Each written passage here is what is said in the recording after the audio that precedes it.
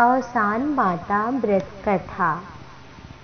अवसान देवी की पूजा सामग्री: सवाया गुड़ चना मीठा लेना चाहिए। ताज़ा फूल, सिंदूर, कलश, बत्ती घी की, दीपक, अगरबत्ती और पाट, सफ़ेद मिट्टी, चूड़ी, बिंदी, पान और सुहागिनों के लिए भी पान होना चाहिए। सभी के लिए एक एक चूड़ी भी कम से कम एक एक तो देना ही चाहिए। और माता अवसान की पूजा विधि: अवसान देवी की पूजा के लिए 7 सधवा महिलाओं को न्योता देना चाहिए, लेकिन न्योता एक दिन पूर्व ही देना चाहिए, जिससे वो पूजा के पहले कुछ खाएं ना। ये व्रत कथा भगवान राम सीता के विवाह के बाद जनकपुरी से लौटने पर महाराज श्री राजा दशरथ अयोध्यापति ने कौशल्या माता के साथ में सधवा महिलाओं को सम्मान दिया था। उन्हें गुड़, चना, मिठाई आदि दिया था और भोजन भी कराया था। तभी से इसका प्रचलन हो गया। इस दिन जब तक पूजा ना हो कुछ खाना नहीं चाहिए। कोशिश करना चाहिए कि सभी महिलाओं को सुबह के समय बुलाएं। उन्हें महावर, चूड़ी, बिंदी इत्यादि लगाना चाहिए। और अवसान देवी के लिए कलश, गौरी, गणेश और शुद्ध जल लेना चाहिए। गंगा जल का छिड़काव करना चाहिए। चंदन, रोली चढ़ाना चाहिए। धूप, दीप, नैवेद्य चढ़ाना चाहिए और उसके पश्चात में फल, चना, गुड़, मीठा जो भी हो वो भी चढ़ाएं। अवसान देवी, गणेश, गौर, कलश को हाथ लगाकर विनती करें। इसके बाद सुहागिनों को हल्दी, चावल, सिंदूर का टीका लगाएं और सभी को प्रसाद दें और सबको चना छीलकर छिलका गोद में रखना चाहिए। चना फूटा हुआ नहीं लेना चाहिए, फूट जाए तो दूसरा लेना चाहिए। कथा पूरी हो जाए तो अवसान देवी को चढ़ा देना चाहिए।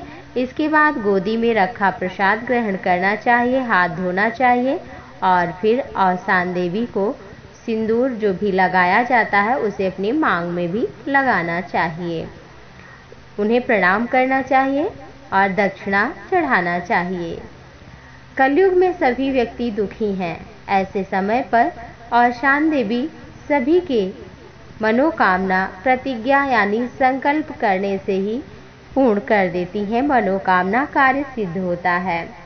अवसान देवी की कथा इस प्रकार है। एक समय की बात है, कोई भाई बहन थे। उन्हें पक्षियों को, चिड़ियों को पालने का बहुत ही शौक था। रात दिन भाई उन्हीं की सेवा में, देखभाल में लगा रहता। भाई की शादी तय हो गई। वो धीरे धीरे दुबला होने लगा। उसका मुरझाया मुंह दिखने लगा।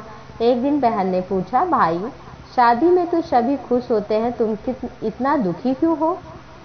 बोला, मुझे चिंता है कि जब मैं विवाह के लिए चला जाऊंगा तो चिड़ियों को हमारे ना रहने पर दाना पानी कौन देगा?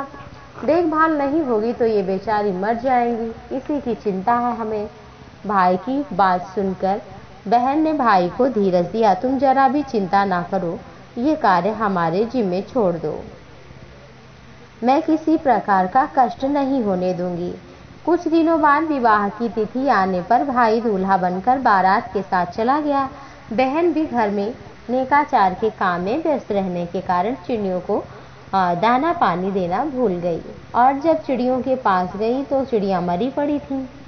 यह देखकर वो भारी संकट में पड़ गई और किसी से अवसान देवी के बारे में सुना था तो उसी समय अवसान मैया के लिए स्मरण किया उन्हीं का और कहा, हे मैया, यदि हमारी चिड़ियाँ जी गई तो हम सुहागिनों को बुलाएंगे और आपकी पूजा करेंगे। दैवयोग से चिड़ियाँ जी उठी। तब बहन ने उन्हें दाना पानी दिया। चिड़ियों को दाना पानी देकर वह बाहर आई और अपने मन में विचार करने लगी, यदि कोई इधर से निकले तो उससे मैं चना भुनाती। तभी उधर से एक बारात निकल रही थी। लड़की ने बारातियों से प्रार्थना की कि कोई मेरे चना भुना दे, किंतु बारातियों ने इनकार कर दिया। बारात ने गांव से आगे चलकर एक अच्छा स्थान देखकर विश्राम किया तो दूल्हा अपने आप वहां बेहोश हो जाता है। लड़की अपने घर के द्वार पर खड़ी ही थी। थोड़ी देर बाद उधर से कुछ लोग मुर्दे को कंधे पर लेकर के जा ही रहे थे। लड़की ने मुर्दे के साथ जाने वाले लोगों से कहा कि कोई हमारे चने भुना दे तो मैं सुहागिनों को न्योता दे दूं। उनमें से एक ने कहा, क्या हर्ज है भाई, इसके चने भुना देते हैं। कितनी देर लगेगी, मुर्दा चलाने को तो अभी समय भी है। यह सोचकर कुछ लोग चना भुनाने चले गए।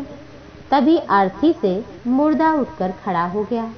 यह लोग देख कर के आश्चर्यचकित रह गए और सभी लोगों ने लड़की के पास जाकर श्रद्धा से नमस्कार करते हुए कहा, बहन, तुमने ऐसा क्या जादू किया जिससे मुर्दा जीवित हो गया। लड़की ने कहा, मुझे इसके बारे में कुछ भी ज्ञान नहीं है। हमारी तो सभी कुछ औसान मैया हैं।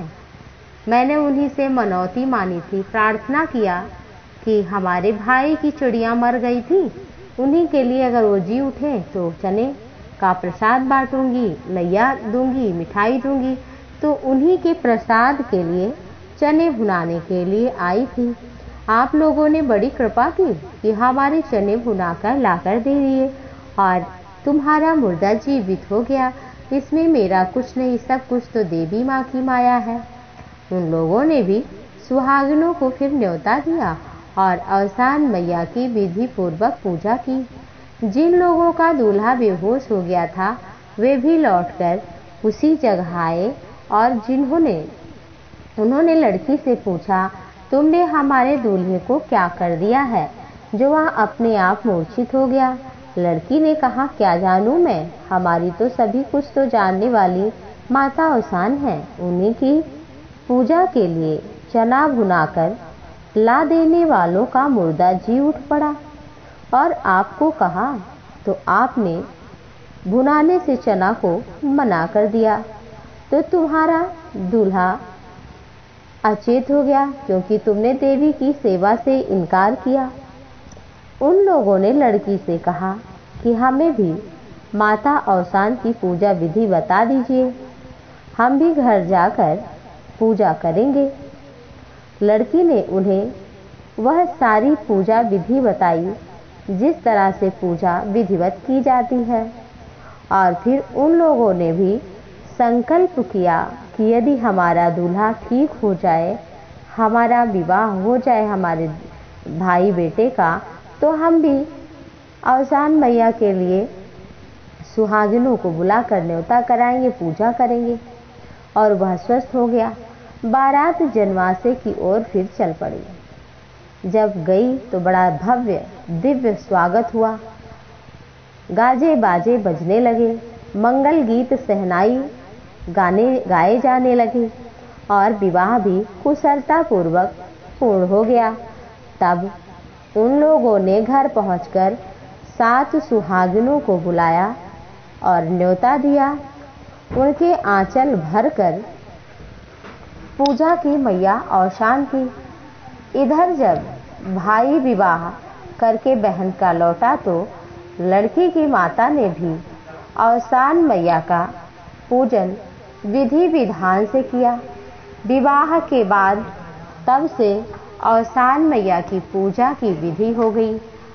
जब कोई मन में संकल्प करता है कि यदि ऐसा हो जाए तो हम भी पूजा कराएंगे, सुहागिनों को बुलाएंगे और माता के निमित्त पूजा करेंगे। इस तरह से जो कोई भी अपने मन में किसी संकट या किसी कामना की पूर्ति के लिए औसान मैया की पूजा के लिए मन में संकल्प करता है तो निश्चित ही उसके कार्य पूर्ण होते हैं। परंतु कार्य के पूर्ण होने पर कभी भी पूजा को टालना नहीं चाहिए, नहीं तो माता औसान देवी क्रोधित हो जाती हैं और हमें विपरीत फल मिलता है। इस कथा को, इस व्रत को, इस पूजा को जब विवाह करके कोई आए तो अवश्य ही करना चाहिए। इससे सौभाग्य बना रहता है, संतति बढ़ती है, पुत्र पौत्र की इस तरह से करने से संतति बढ़ती है, प्रेम बढ़ता है और उसके घर में सुख शांति आती है।